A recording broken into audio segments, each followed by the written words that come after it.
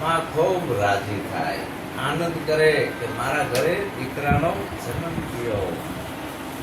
માં એનું લાલન પાલન કરે છે. માં છે પોતે લીલામાં ભૂલી જાય, છોકરાને ટૂંકામાં ભૂવાડે. માના કપડા બગાડે તો માં એવું ના કહે કે હું બગાડી કે છોકરો પછી જવાન થાય, માને કેટલો અંદર હરખ હોય અને એ છોકરો દારૂ થાય. માને નાભીએથી ની આંખો પડે, અંતરની ધા લાગે, ઓહો બધી મહેનત મારી પાણીમાં કાઢી આવે. મા બાપનું કીધું કરે નહીં, દારૂ પીવે, જુગાર રમે, ચોરી કરે, ખોટું બોલે, આવી ખોટી સોબત કરે. મા બાપને નિહાકો પડે અને છોકરો મા બાપનું માને નહીં. આને શું કહેવાય? કપાતર.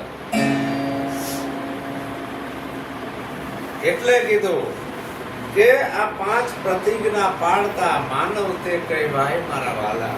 ભક્તિમાં આ આવે છે.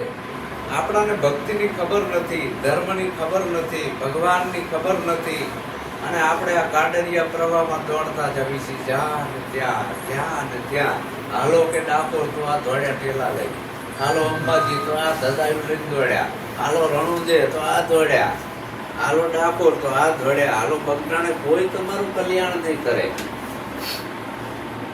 અને બાવાઓ તો એના મંદિર મઠ બનાવીને બેઠા છે, લાલ ગુલાબ જેવા થયા છે, એ તમારું કલ્યાણ કરવાના નથી. રોજ કૌભાંડ આવે, નથી જોતા?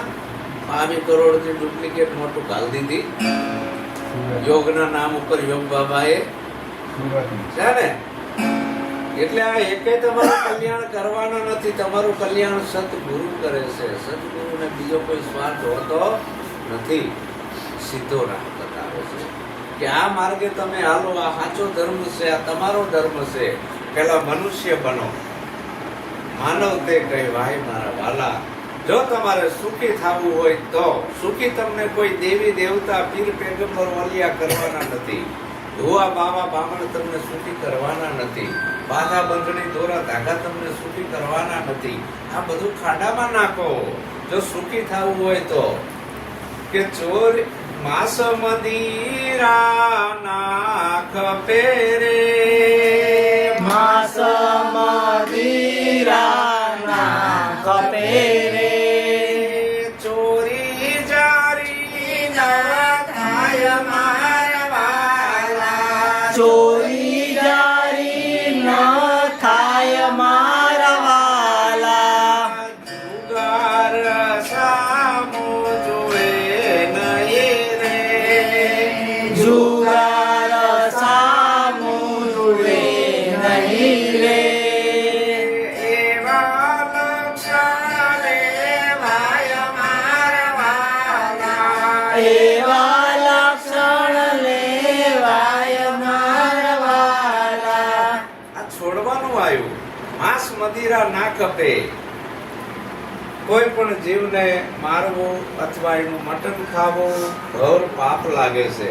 માંસ, મછલી, ઈંડા આ બધું જે કઈ અભક્ષ ખોરાક રહ્યો એ આપણો. આ ખોરાક હિંસક પશુનો છે. તો ઈ જો તમે ખાવ તો તમને કર્મ લાગે. માંસ ખાતે મન લગે, અંતરમાં પડે ઘાત, કર્યા વિનાનું કર્મ લાગે. સતભાગે રોહિદાસ. રોહિદાસ બાપા ચમારની જ્ઞાતિ.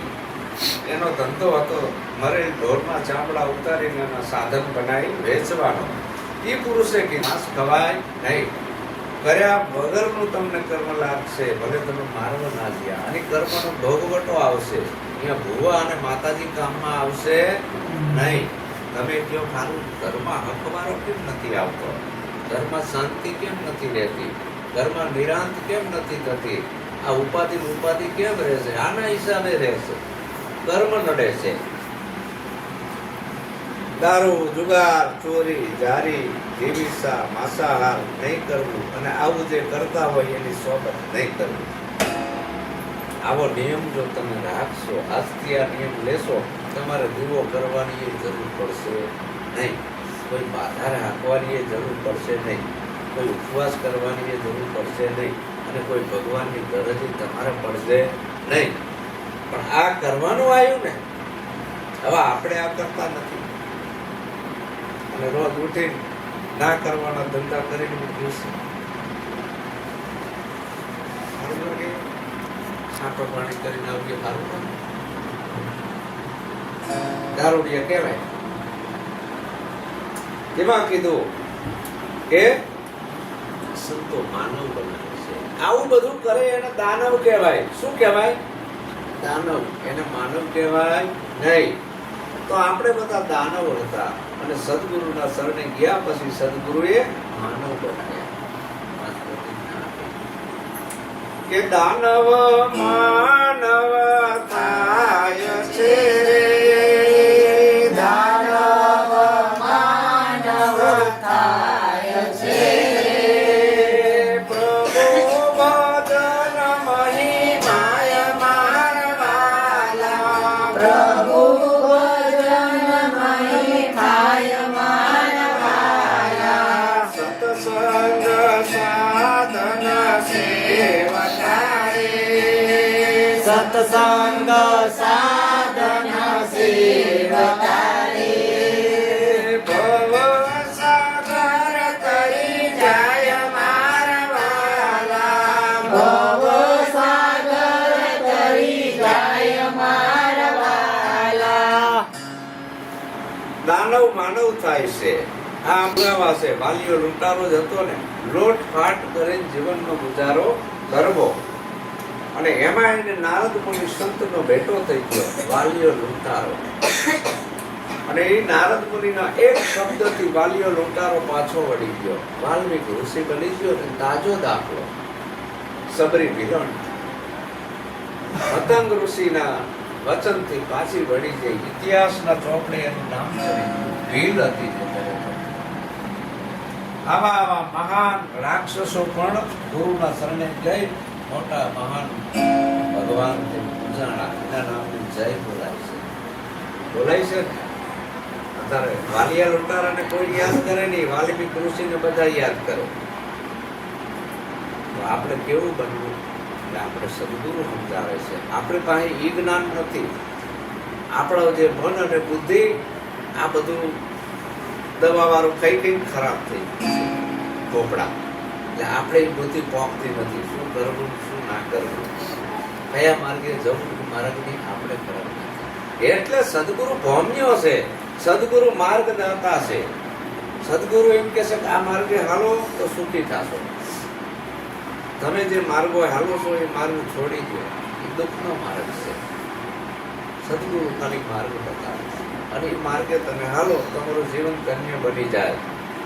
આ સત્સંગ સાધન સેવતા ભવસાગર તરી જવાય. આ મનુષ્ય જન્મ છે એ સફળ થઈ જાય. ભવસાગર છે આ 7 સાગર પાણીના છે, 8મો આ સંસાર સાગર છે. આમાં બધા ઝૂરી ઝૂરી મરે છે. આદિ વ્યાધિ ઉપાધિના તાપમાં મરે છે. આ ભવસાગર છે. પણ જો આ સત્સંગ સાધન સદગુરુના સાનિધ્યમાં આ જીવ રહે અને સત્સંગમાં આવતો રહે, એ સત્સંગ એના જીવનમાં ઉતારે તો આ ભવસાગર સહેજમાં કરી જવાય છે.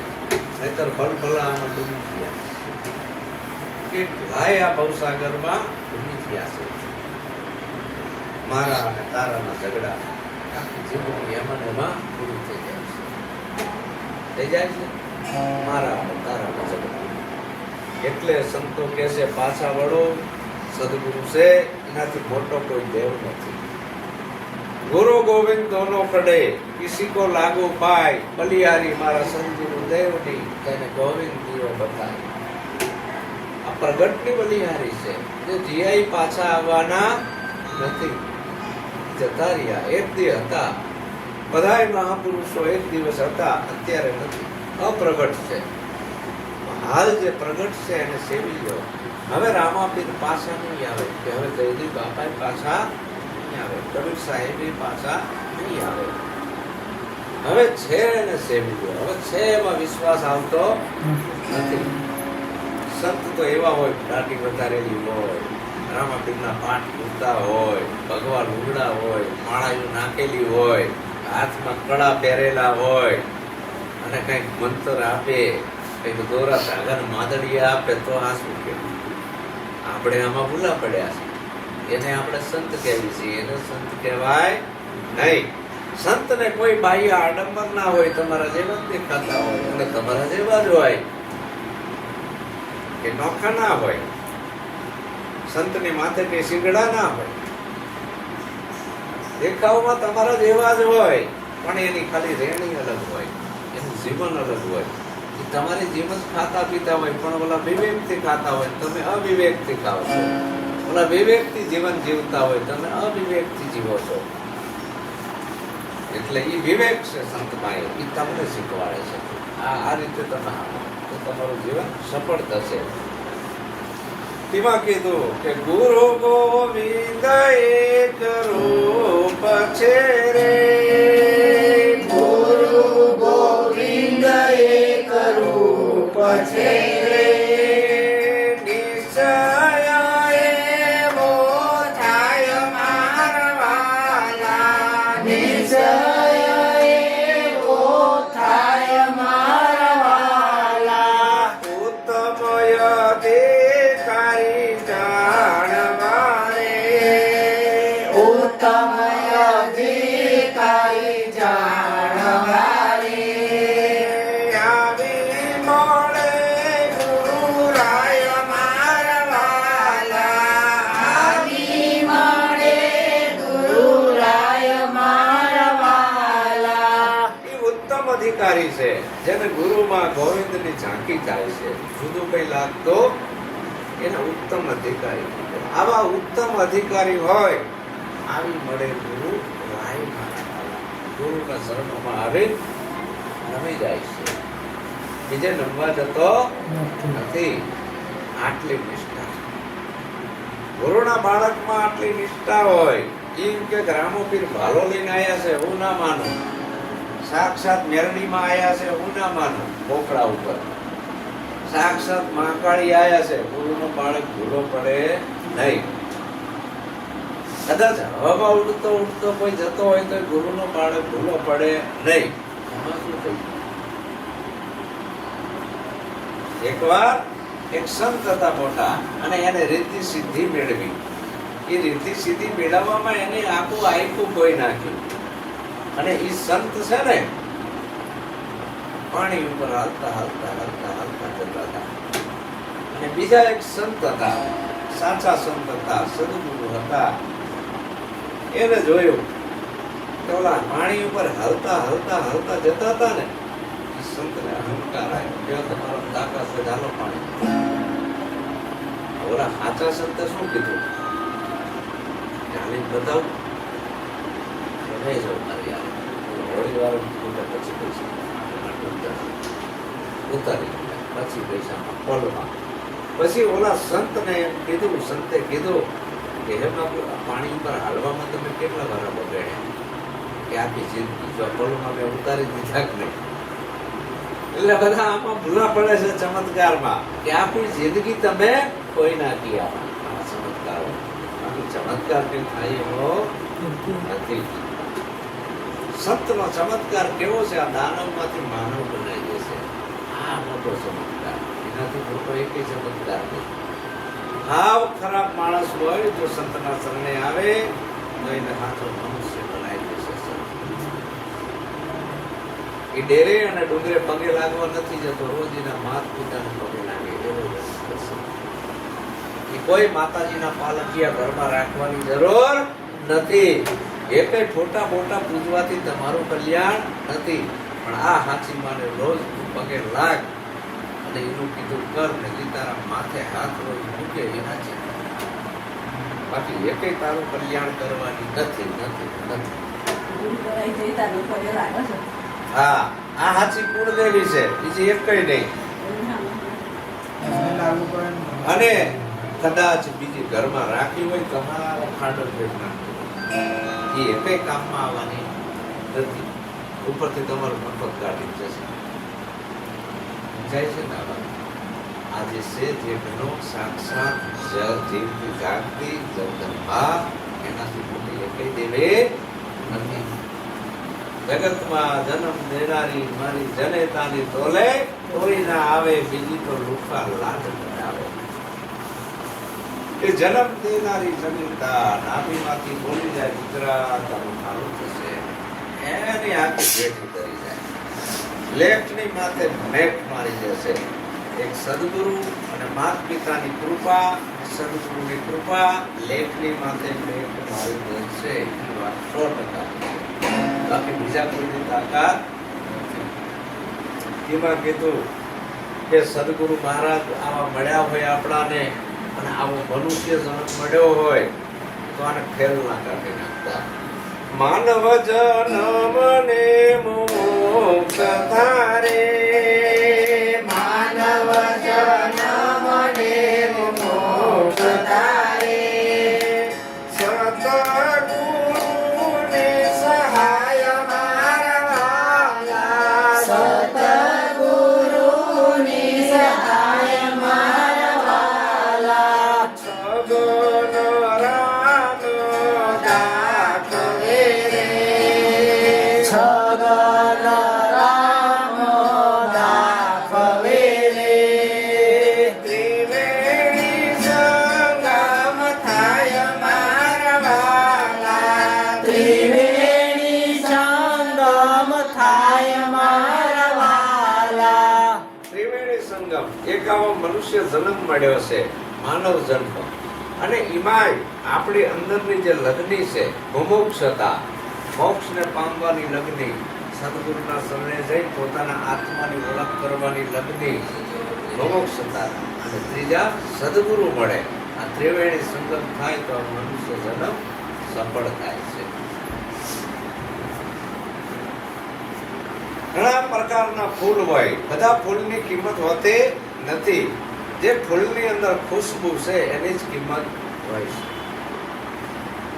હજારો જાતના ફૂલ હોય, એ હજારો જાતના ફૂલની આપણાને યાદી હોતી નથી, પણ જે ફૂલની અંદર ખુશ્બુ છે એની આપણાને યાદી હોય છે. અને ફૂલ બજારમાં એ જ ફૂલ વેચાય છે, બીજા વેચાતા આંકડાના ધતુરાના ફૂલ ના વેચાય. તમે ફૂલ બજારમાં જજો, ગુલાબના, ચમેલીના, મોગરાના, ડોલરના, રાતરાણીના, આ બધા ફૂલ વેચાય છે. અને એના અત્તર વેચાય છે, વેચાય છે ને. અને એટલાના જ નામ બધાને યાદ છે. એમ જે આ પૃથ્વી ઉપર મનુષ્ય જન્મ ધારણ કરીને આયા અને સારા કાર્યો કરીને જીયા છે, સારું જીવન જીવીને ગયા છે, એને જ જગત ઓળખે છે. બીજાને કોઈની નોંધ લેવામાં આવતી નથી. એટલે કીધું કે જોજે માનવ રંગ જાય ના રે, જોજે